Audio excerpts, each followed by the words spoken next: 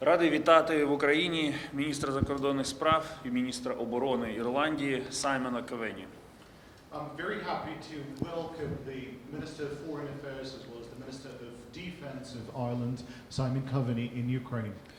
З початку російського вторгнення в Києві були президенти, глави урядів, спікери парламентів, глава європейської дипломатії, але саме Саймон став першим міністром закордонних справ іноземної країни, який відвідав столицю України у воєнний час, і я вдячний йому за хоробрість та солідарність з Україною.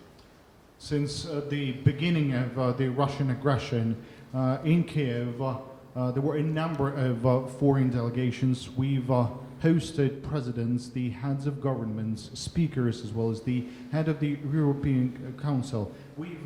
But I would like to say that Simon has become the first Minister of Foreign Affairs to visit the capital city of Ukraine, the city of Kiev, at the time of a war, and I'm grateful for his bravery and solidarity with Ukraine. З перших днів вторгнення Ірландія підтримує Україну та стоїть пліч-опліч з українським народом, надає значну політичну, фінансову, гуманітарну допомогу. From the very first days of aggression, Ireland stands in support of Ukraine, stands shoulder to shoulder with the Ukrainian people and provides significant financial, political and humanitarian support. Однією з перших Ірландія простягнула руку допомоги українцям, які вимушені були виїхати за кордон. Вже наступного дня після початку вторгнення Ірландія скасувала візи, забезпечує все необхідне для перебування і адаптації громадян України. Ireland was among the first countries to extend the hand of support and assistance to those people of Ukraine who were forced to live abroad. And on the next day, since the beginning of the aggression, Ireland has cancelled the visas and is providing everything necessary for the support and adaptation of the people of Ukraine living to Ireland. Я вдячний уряду, парламенту Ірландії та ірландським громадянам за підтримку. 20 мільйонів євро гуманітарної допомоги Україні, 22 мільйони євро допомоги в рамках інституцій Європейського Союзу, 10 автомобілів швидкої медичної допомоги, більше 350 тонн медикаментів, продуктів харчування та засобів гігієни і 9 мільйонів євро до Європейського фонду миру для України. Все це зробила Ірландія. I'm grateful to the government as well as to the Parliament of Ireland and to the people of Ireland for their support, particularly over 20 million euro in humanitarian support and assistance to Ukraine. 22 million euro in support in the frames of EU institutions. Ireland has also provided with 10 ambulance cars, over 350 tons of medicine, products and hygiene, and over 9 million euro to the European Fund for Peace in support to Ukraine. All this was done by All this was provided by Ireland. Цінуємо внесок Ірландії як непостійного члена Радбезу ООН у резолюцію, також внесок Ірландії у ухвалення резолюції Генасамблеї ООН «Агресія проти України» та гуманітарні наслідки агресії проти України, а також приєднання до групи друзів підзвітності країн, що вимагають відповідальності за злочини Росії в Україні. Ірландія також стала однією з 38 держав-учасниць Міжнародного кримінального суду з розслідування воєнних злочинів Росії. We highly value the contribution of Ireland as the non-permanent member of the UN Security Council, particularly with regards to the resolution of the General Assembly on aggression against Ukraine, as well as on the humanitarian consequences of aggression against Ukraine, as well as for joining the group of Friends of Accountability. These are the countries that demand responsibility for the crimes committed by Russia in Ukraine, as well as for joining those 38 state members of the International Criminal Court dealing with the investigation of war crimes committed by Russia. Тому сьогодні ми говорили про те, як зупинити війну в Україні, і тут ми маємо в Ірландії надійного партнера. Ми говорили про наступні санкції Європейського Союзу проти Росії і домовилися, що Ірландія буде активно працювати з, скажімо так, з країнами, які ще трохи скептично налаштовані щодо нафтового ембарго, щодо необхідності запровадження нафтового ембарго проти Росії. And that is why in the course of our today's negotiation, we have discussed a number of issues, particularly how to stop the war in Ukraine, as well as I would like to underline that Ireland is our reliable partner. We've also talked on the next sanctions that could be imposed against Russia and the cooperation that we would need to establish with regards to support from Ireland in working with those countries that remain somewhat skeptic with regards to imposing the oil embargo against Russia. Мені було надзвичайно приємно і важливо почути сьогодні від Саймона, що Ірландія підтримує повноцінне членство України в Європейському Союзі. Ця підтримка є рішучою, дієвою. І Ірландія працюватиме над тим, щоб це сталося якнайшвидше. I was extremely pleased to hear that Ireland supports the full-fledged membership of Ukraine with the European Union, and this is the decisive support from to Ukraine. Тому наше партнерство між Ірландією та Україною з початком нової хвилі російської агресії стало лише міцнішим, і ми відчуваємо в Ірландії не лише надійного, але і дієвого партнера. And I would like to say that the partnership between Ireland and Ukraine has become even stronger since the beginning of Russian aggression, and we truly feel this reliable partner that Ireland is representing to Ukraine. Thank you. Дякую. Thank you, Dmytro, and it's a privilege to be here with you in Kyiv today. And I bring with me a strong message of solidarity from not only the Irish government, but from the Irish people also. Дякую, пане міністре. Я дуже радий за цю можливість. І я приїхав до України із словами підтримки, із словами солідарності не тільки від імені уряду і парламенту України, але й від імені населення Ірландії. I also bring condolences. We don't know yet how many Ukrainian citizens have lost their lives due to this Russian aggression yet, but we know it's many. And we know that the brutality and the violence, not only against Ukrainian soldiers, but also against Ukrainian civilians, women and children, is something that is likely to be determined as war crimes in the future. Я також хотів би висловити слова співчуття, оскільки ще невідомо, скільки ж людей загинуло внаслідок цієї агресії. Я хотів би також зазначити, що дії агресора, вони носять такий надзвичайно жорстокий характер, чимало насилля. Причому жорстокість ця по відношенню як до солдат, як до військовослужбовців, так і жінок, і дітей. І безумовно подібні заходи, подібна жорстокість, вона носить ознаки військових злочинів, про що ще будуть говорити. But I'm also very conscious at this time that Ukraine doesn't need sympathy or condolences. Ukraine needs action and strong practical support in defending yourselves right now. And so even though Ireland is a militarily neutral country, let me be very clear, we are not neutral on this war or on this conflict, and we are also not neutral on the future of your country.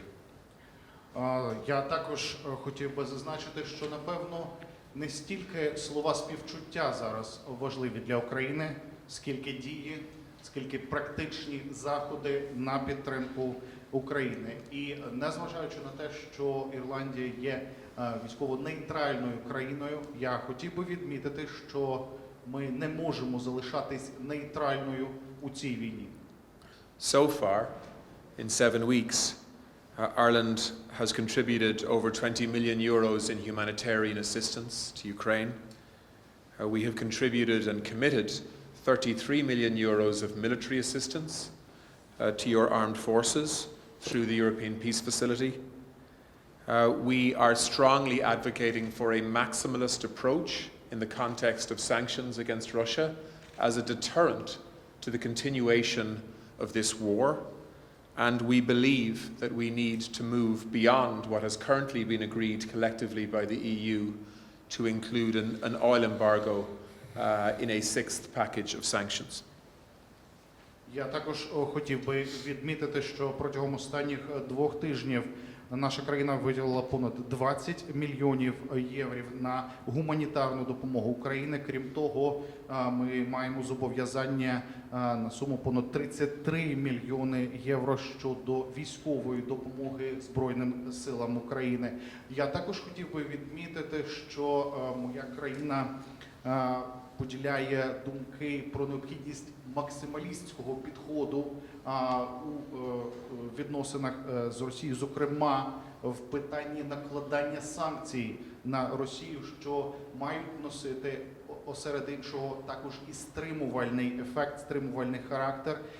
Ми також виступаємо за необхідність запровадження ембарго на торгівлю нафтою з Росії в межах 6-го пакету санкцій. We know that Ukrainians dream of a different type of future, a future that's based on democracy, on diversity, on stability and economic opportunity. And we believe all of those things can be achieved through full EU membership, and we will strongly advocate to ensure that your journey to EU membership happens as rapidly as possible. І, звичайно, не на таке майбутнє розраховувала Україна. Україна прагнула різноманіття, Україна прагнула економічного процвітання, демократії та свободи. Втім, я хочу сказати, що все це можливо, перебуваючи у складі Європейського Союзу, і ми будемо робити все можливе для того, щоб прискорити вступ України до цієї організації. We also believe that even the most powerful countries in the world are accountable to international law. And we believe that a lot of the atrocities that are taking place against Ukrainian citizens at the moment need to be part of a process to ensure that there is full accountability for those actions. And that is why we were one of 39 states to refer potential war crimes happening here in Ukraine to the International Criminal Court. And that is why today I'm announcing an extra 3 million euros of support for the work of the International Criminal Court to ensure that they can do their work comprehensively.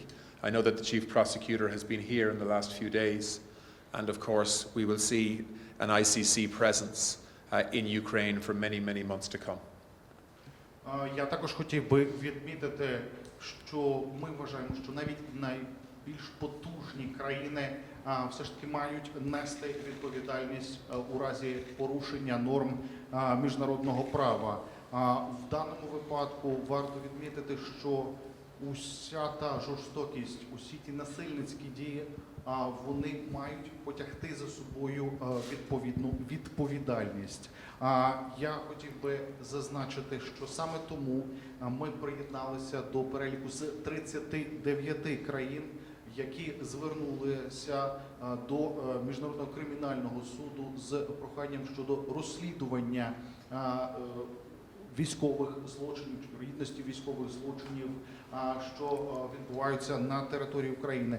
Також я хотів би відмітити, що наша країна оголосила про виділення 3 мільйонів євро для забезпечення роботи Міжнародного кримінального суду.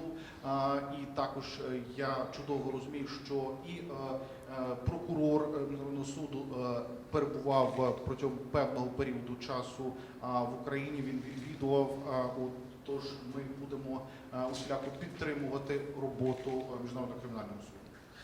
Ireland may be a small country, but we have a big voice at the moment due to our membership of the UN Security Council, and we intend on using that voice to undermine disinformation when it comes, but also to both demand accountability and decisions at a multilateral level through the UN architecture and indeed other multilateral organizations to bring this madness to an end in terms of Russian aggression and war making in your country. Я також хотів би відзначити, що Ірландія – це невелика за розміром країна, та тим не менш голос нашої країни зможуть і будуть чути, оскільки зараз ми, зокрема, входимо до Ради безпеки ООН, як непостійна країна-член Ради безпеки ООН. Тож ми будемо боротися із дезінформацією, ми будемо вимагати відповідальності, ми будемо усіляко підтримувати і працювати на різних платформах, на різних майданчиках. Next month, Ireland will take our seat on the Executive Council of the Organisation for the Prohibition of Chemical Weapons, and we intend to use that position to ensure that any use of chemical weapons is followed up on by the international community, and those responsible are held to account in the weeks ahead. We have heard disturbing reports from Mariupol in terms of the risk of chemical weapons in recent days.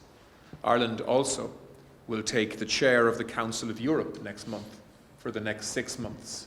And again, we intend on using that influence to try to bring this war to an end.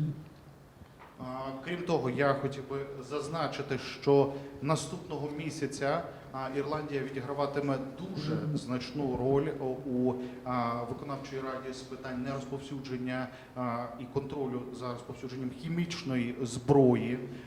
І відповідно ми дуже занепокоєні тією інформацією, що наразі поширюється. Тож ми будемо контролювати і дійсно пильнувати за усією цією ситуацією, за інформацією. Також я хотів би зазначити, що дуже скоро Ірландія саме отримає можливість головувати на засіданнях Ради Європи протягом наступних 6 місяців. І ми також будемо використовувати цю нагоду для того, щоб надавати підтримку Україні. At the start of this war, we removed the visa restriction on Ukrainians coming to Ireland. And that was because we recognized that we were likely to see tens of thousands of Ukrainians fleeing conflict and war coming to seek refuge in our country, in our island on the west coast of the EU. And so far, about 23,000 Ukrainians have come. And we are doing everything we can to make our home your home. Я також хотів би відмітити, що одразу після початку російської агресії ми скасували візи для в'їзду українців на територію Ірландії в очікуванні на те, що десятки тисяч українців, які будуть вимушені залишити територію України через війну, через російську агресію, прийдуть на територію Ірландії. І я хотів би зазначити, що наразі 23 тисячі українців скористалися цією можливістю, наразі перебувають в Ірландії. Ми надаємо їм усіляку підтримку і допомогу. Finally, can I say that it's important, even in the darkest hours, to think about the possibility of peace.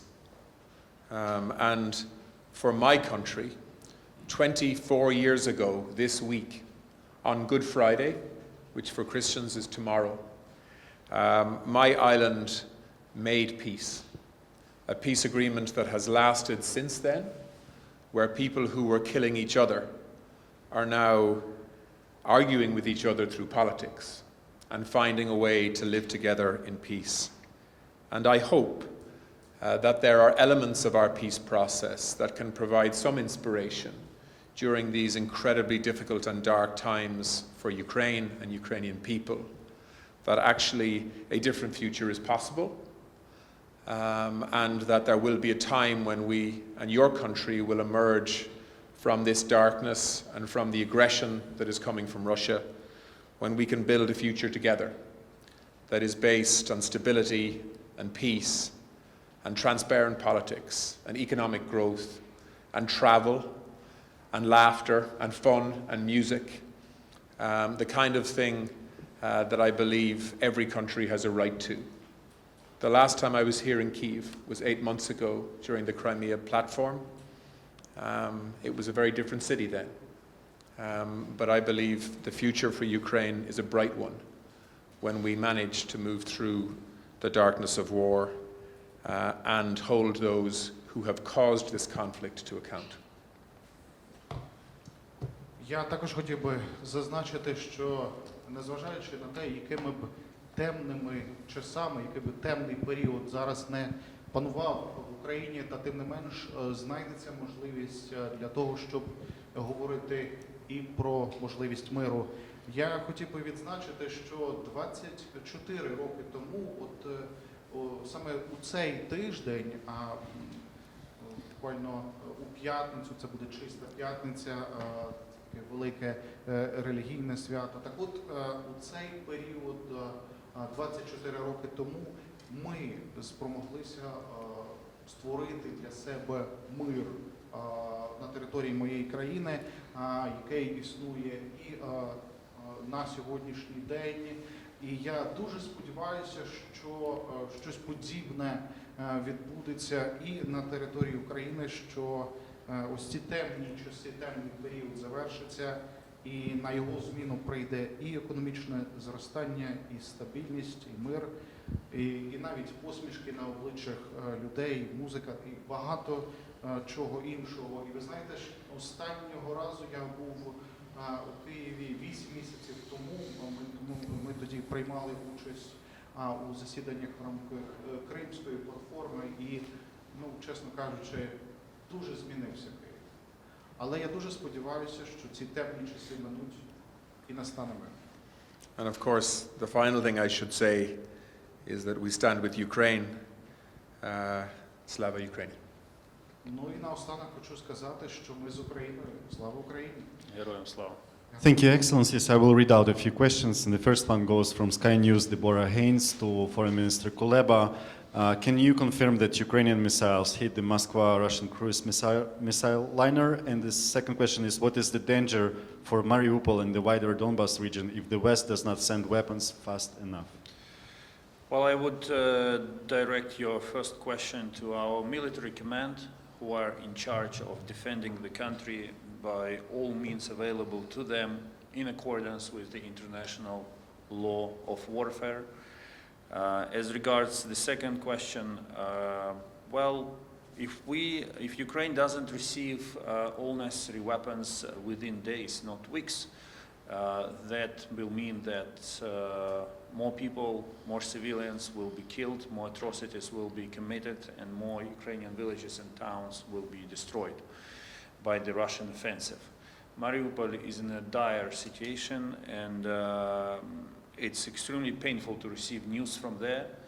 We are doing everything we can to support civilians and the defenders of Mariupol, but to unblock Mariupol and to save them, literally to save them, we need more weapons, and we are working with partners on receiving them.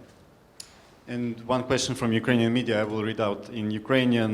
It's Interfax Ukraine to the Irish Foreign Minister. Чи планує Ірландія збільшити військову допомогу Україні у зв'язку з повідомленнями про підготовку наступу Росії на схід і південь України. Як саме? І одне питання до міністра закордонних справ.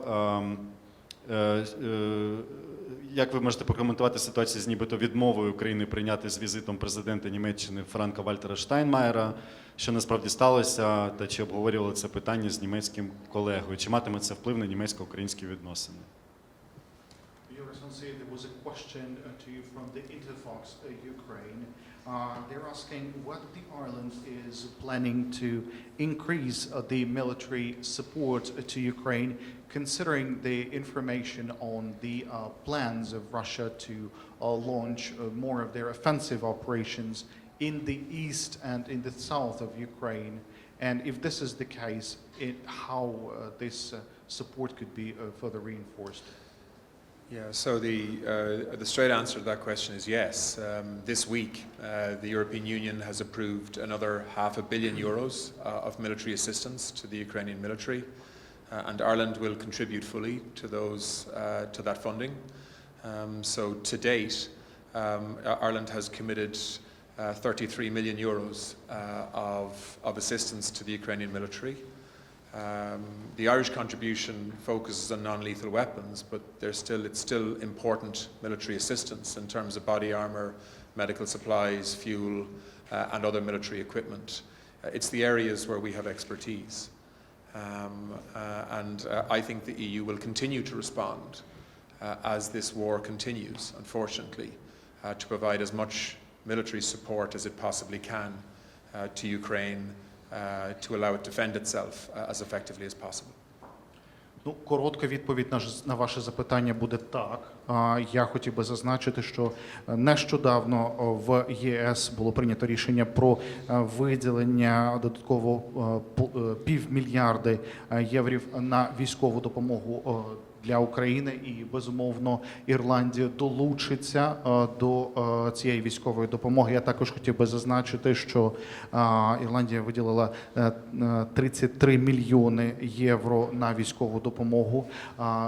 В той же час ми зосереджуємось наразі на допомогу у вигляді нелетальних засобів, та я думаю, що вони є не менш важливими, бо тут мова йде і про бронежилети, і про медичні різноманітні засоби, і про пальне. Тож, безумовно, і Ірландія, і Європейський Союз продовжуватимуть надавати підтримку Україні, поки триває ця війна. В дипломатії є багато робочих моментів, які стосуються узгодження форматів візитів, очікуваних результатів візитів. І коли цю роботу роблять лише дипломати, то ми завжди знаходимо взаємоприйнятні розв'язки. Коли нюанси якихось робочих процесів потрапляють в ЗМІ, або коли в ЗМІ з'являється неперевірена інформація, то виникають публічні дискусії, публічні скандали, публічні емоції, які заважають роботі і створюють негативне тло. І саме Саме таку ситуацію ми зараз маємо з Німеччиною. Мені прикро, що повідомлення від одного з німецьких медіа з посиланням на джерело спричинило ту непросту ситуацію, яку ми зараз маємо. Але у зв'язку з цим я хочу сказати лише дві речі. По-перше, Україна з великою повагою ставиться до Німеччини. Ми не завжди в усьому згодні з німецькою політикою, але ми поважаємо Німеччину як державу, як партнера. І для нас абсолютно очевидно, що глава держави, президент Федеративної Республіки Німеччина є одним з символів цієї держави. І ми з такою ж самою повагою ставимося до інституції президента, до інституції федерального президента. І друге, ми не зацікавлені в ескалації, ми не зацікавлені в загостренні двосторонніх відносин. Тому я переконаний, що ця ситуація буде врегульована дипломатичними каналами і ніякої шкоди для українсько-німецьких відносин не буде. Ще раз наголошую, що ми виступаємо за відносини, які будуються на взаємній повазі і на, скажу відверто, побудові, створенні нової німецької політики щодо України за нинішніх обставин. І таку нову німецьку політику ми очікуємо від нового німецького уряду. Дякую. I don't think you have to translate. Yeah, no. It was a question about our relations with It's- Germany. I will give you.